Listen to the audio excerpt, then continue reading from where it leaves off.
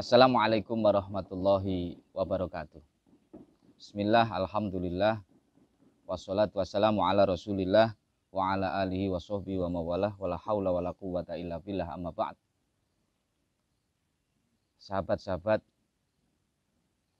pemirsa dimanapun Anda berada, alhamdulillah kita panjatkan puji syukur pada Allah Subhanahu wa Ta'ala, bahwasanya pada kesempatan ini kita kembali bisa bertemu di dalam sebuah kajian singkat tentang, pada kali ini kita akan mengangkat tema bagaimana keutamaan ilmu dan juga sahibul ilmu atau orang yang mempunyai ilmu.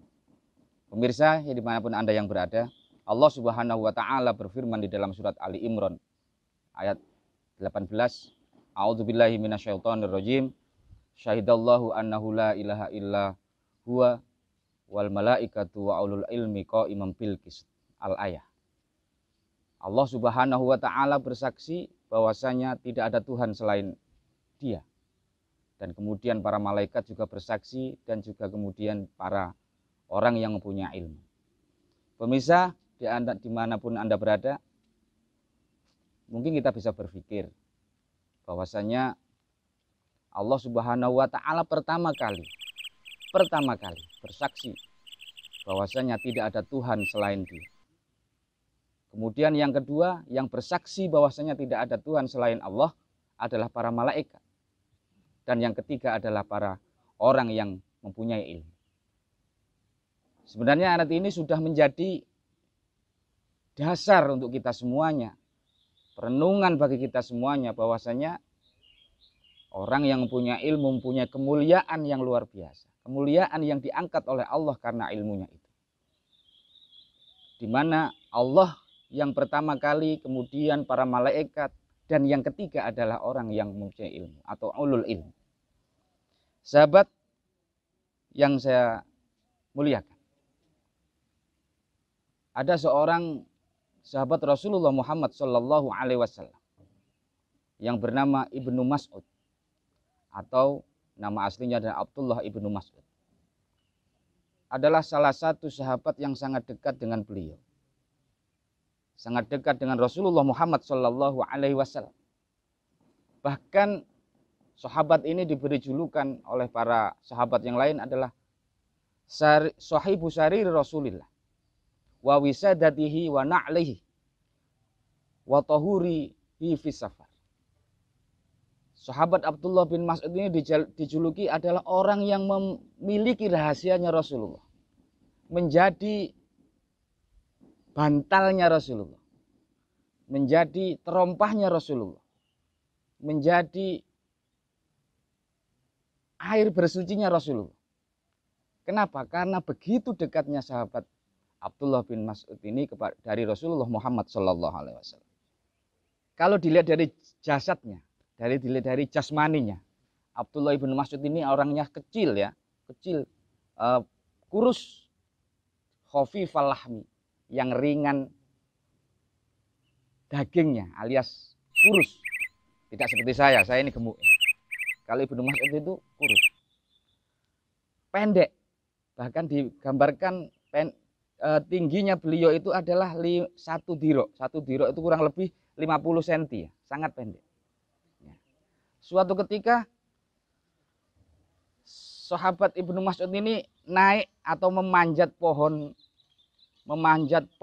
arok. Arok itu adalah pohon yang kayunya biasanya dipakai untuk bersiwak. Nah, itu kayu arok namanya. Sahabat Ibnu Mas'ud memanjat karena saking kecilnya, saking kurusnya, ya. Saking kurusnya itu ada angin bertiup. Terus kemudian beliau terjatuh, terkena tiupan angin, beliau terus terjatuh.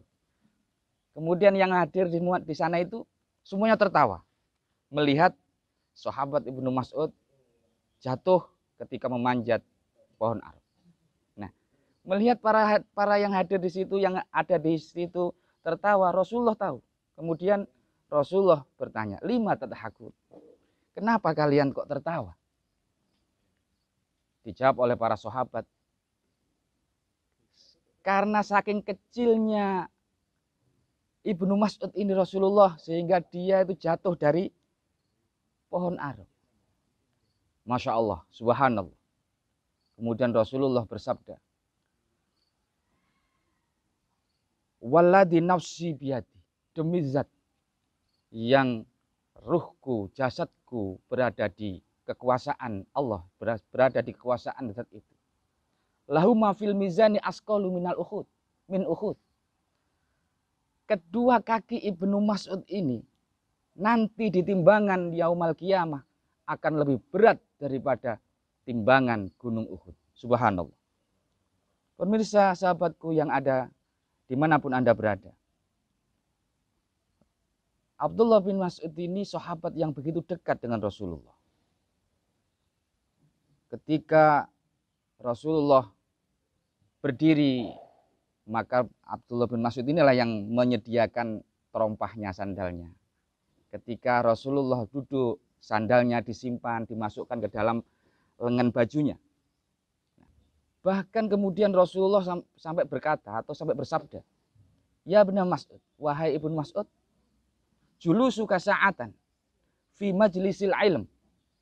Dudukmu 1 saat, 1 jam di dalam majlisul ilmi, la tamassu qalam wa la taktubu harfan, dan kamu tidak membawa alat tulis, tidak membawa wala taktubu harfan, tidak menulis apapun.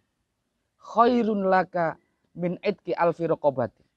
Itu lebih baik daripada memerdekakan 1000 budak. Subhanallah.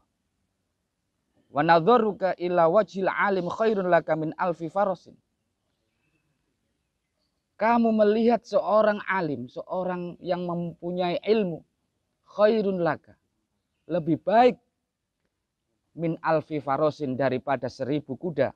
Tasaddaqta fisabilillah, biha fisabilillah, yang dimana 1000 kuda itu engkau sodakohkan, engkau tasarufkan untuk sabilillah. Itu lebih baik. Melihatmu ketika kamu melihat seorang alim, itu lebih baik daripada itu. Wassalamuka ala alim, ketika engkau uluk salam, mengucapkan salam kepada orang alim, khairun laka min ibadati sanatin, lebih baik daripada ibadah 1000 atau 1 tahun orang beribadah. Pemirsa dimanapun Anda yang berada, demikianlah Al-Hafidh Al-Mundhir menceritakan di dalam kitab Durratul Yatim.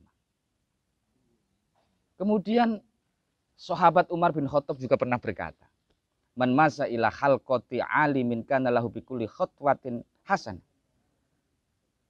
Barang siapa yang berjalan menuju khalqati alim atau majlisul ilmi, untuk tolabul ilmi, kana lahu bi kulli khatwatin hasan, maka setiap langkah ketika dia menuju khalqati alim ini adalah sebuah kebagusan.